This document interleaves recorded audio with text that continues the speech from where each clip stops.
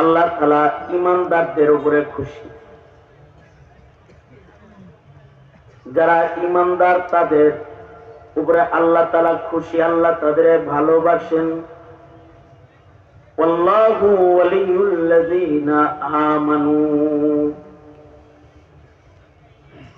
জমিনের সব মানুষের উপরে আল্লাহ খুশি নন। যার অনেক টাকা তার উপরে আল্লাহ খুশি নন। যার অনেক সুন্দর চেহারা তার উপরে আল্লাহ খুশি নন। আল্লাহ তাআলা খুশি যার ঈমান আছে তার উপরে। ফকির হইল ঈমানদার তার উপরে আল্লাহ খুশি। দেখতে অসুন্দর হলেও লোকটা ঈমানদার। ঈমানদারের অভিভাবককে জোরে আওয়াজ করে বলে ঈমানদারের উপরে আল্লাহ তাআলা খুশি। একজন ঈমানদার যতক্ষণ জমিনে থাকবে ততক্ষণ লা তাকুমুস সাআহ, কিয়ামত হবে। আর সর্বকনিষ্ঠ ঈমানদারকেও আল্লাহ তাআলা ভালোবাসেন। একেবারে এই উম্মতের সর্বকনিষ্ঠ ঈমানদারকে আল্লাহ তাআলা এমন পৃথিবীর 10 পৃথিবীর সমান জান্নাত দান করবে।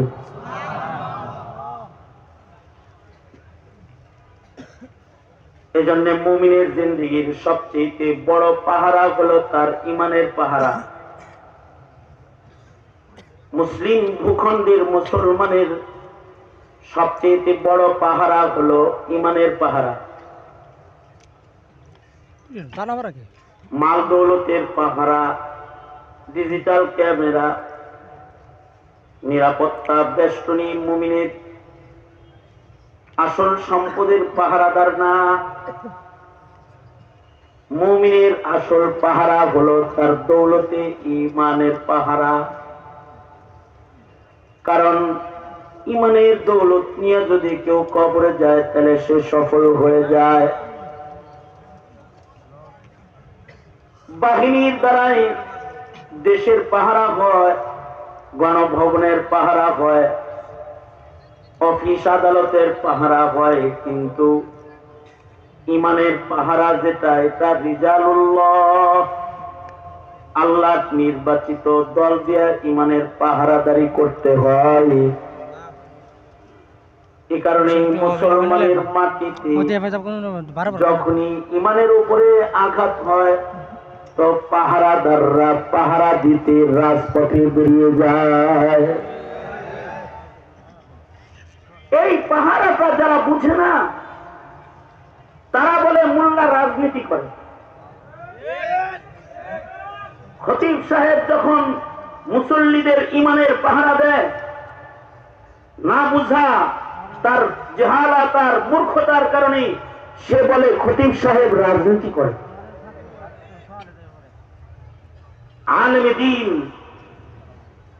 জাতির সামনে বসে যখন ঈমানের কথা কয়, সে জাতির ঈমানের পাহারা দেয়। আর বেবুজ মূর্খ যারা, তারা বলে মৌলবী রাজনীতি করে, মৌলবী সরকারের বিপক্ষে কথা বলে। আলেম ওলামারা তো ঈমানের পাহারাদার।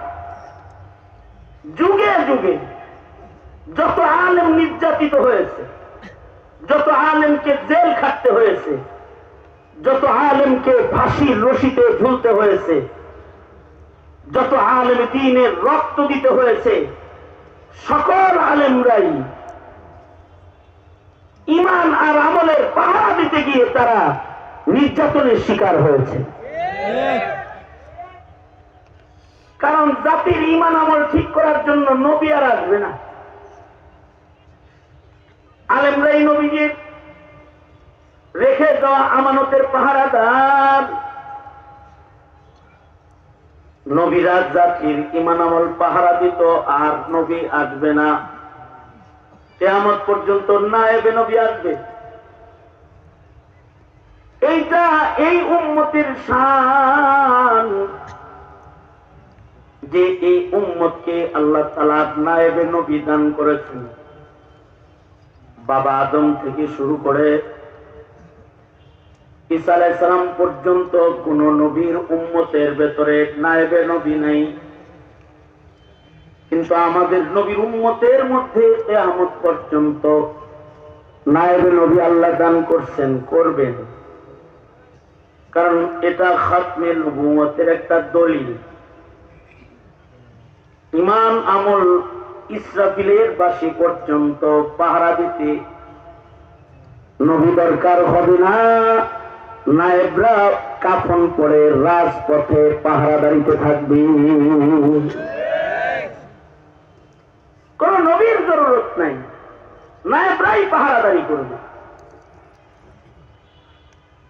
সেই পাহারাদারি তাবেঈন থেকে শুরু করে আজ পর্যন্ত চলে এসেছে, এবং এই পাহারাদারি করতে গিয়েই আলেমরা জেল খেটেছে।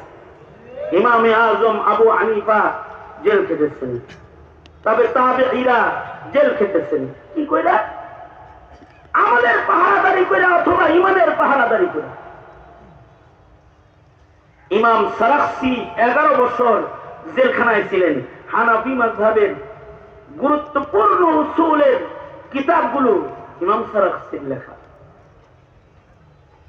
এবং আশ্চর্য বিষয় হলো, আমাদের আকাবিররা জেলখানার থেকেও আমাদের খেদমত করেছেন। 484 হিজরিতে ওফাত ইমাম সারাখসি। সেই 1100 বছর 1000 বছর আগের কথা। কি বলে জেলে গেলেন? জমানার বাদশাহ সে কুমারী মেয়ের সাথে, বান্দির সাথে যৌনাচার করবে। অর্থাৎ বান্দি তো ব্যবহার করা যাবে, কিন্তু এই বান্দিটা কুমারী বান্দি, এখনো পর্যন্ত তার মাসিক চালু হয় নাই, ঋতুস্রাব একবারও হয় না। সে এই কুমারী দাসীর সাথে নিজের খাহেশ মিটাবে, যার এখনো ঋতুস্রাব হয় নাই। ইমাম সারাখসি ফতোয়া দিলেন, যদি ঋতুস্রাব না হয় ওই বান্দির সাথে যৌন চাহিদা পূরণ করা তার মনিবের জন্য জায়েজ নাই। আগে একটা ঋতুস্রাব হইতে হবে, তাহলে বাচ্চা এটা পেটে যদি আসে তো বাচ্চা কার, পিতার পরিচয় নিশ্চিত হবে। সুতরাং ঋতুস্রাব হওয়ার আগে তার সাথে মেলামেশা করা যাবে না। এই সামান্য একটা কারণের জন্য ইমাম সারাখসিকে জেলখানায় দিয়েছে জমানার জালিম রাজা। এবং এই জেলখানার ভেতরে 1 বছর নয়, 2 বছর নয়, 11টি বছর। আগের জমানার জেলখানা এক ভয়ঙ্কর জেলখানা, একটা কুয়ার ভেতরে জেল, গভীর কূপের ভেতরে ইমাম সারাখসিকে রেখেছে। যে কুয়ার ভেতরে তার ইস্তেঞ্জা করতে হতো, এই কুয়ার ভেতরে তিনি খাবার খেতেন। এই অন্ধকার কূপের জেলখানায় 11টা বছর এক যুগ ছিলেন। খালি জায়েজ ফতোয়াটা দিয়ে দিলেই পারতেন। কত মৌলভী হাসিনার কামড়ে জায়েজ করে দিল। ইমাম সারাখসি জায়েজ ফতোয়াটা দেন নাই, না জায়েজ, না জায়েজ। 11 বছর জেলখানার মধ্যে বন্দী। ছাত্ররা জেলখানার চতুর্দিকে যা বসে গেলেন, যা বলল, উস্তাদজি আপনার ইলম থেকে আমরা উপকৃত হতে চাই। হাকিমে ওয়াক্তের ইজাজত নিয়ে আপনার জেলখানার কূপের চতুর্দিকে আমরা বসে গেছি কাগজ কলম লইয়া। উস্তাদ আপনি জেলখানার থেকে তাকরীর করেন। ইমাম সারাখসি উসুলে ফিকহের 2 খণ্ডের কিতাব জেলখানা থেকে তাকরীর করছে।